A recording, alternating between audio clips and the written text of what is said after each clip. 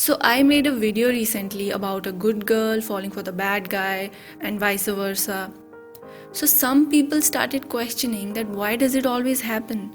Why the good girl always chooses the bad guy or the bad girl chooses the good guy and so on? Why is it like that? But first, let me make something very clear here.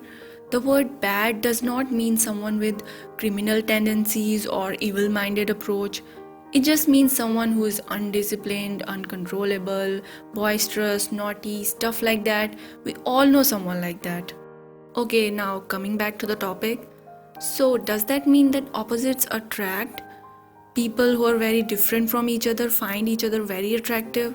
Or maybe the level of attraction is very high between them? Generally, in life, we always look up to the people who have everything we don't have, but deep down inside, we dream of having those things. We kind of admire those people, right? So, if a girl who is shy, awkward, gawky, or maybe introverted falls for a guy who is bold, confident, popular, kind of a cool dude, she may have admiration for him because of his qualities, which she knows she'll probably never have. But is this sort of a relationship short lived? Because there can be a lack of understanding when two people are very different, which is not the case when they are very similar, because there can be much more understanding and empathy for each other. But then again, that kind of relationship can become too predictable, and that means boring. So, in that department, the opposites rock because there can be excitement, adventure, new things to explore. But at the same time, when two people are similar, they have similar interests. So, that means they can spend much more time together and they will have a lot of things to talk about.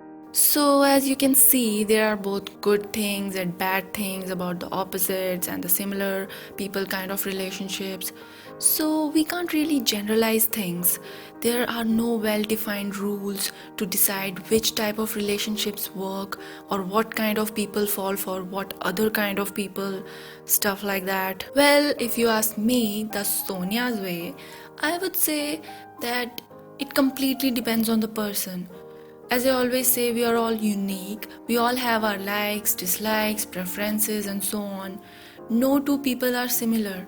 We are all different and we are all special in our own ways. So we can't really generalize anything. Besides, the heart wants what it wants. You can't tell it to like this or don't like that. It doesn't work like that. And if you want me to give you a little bit of relationship advice, I would say just accept the other person the way they are. Don't try to change each other. Respect each other's differences.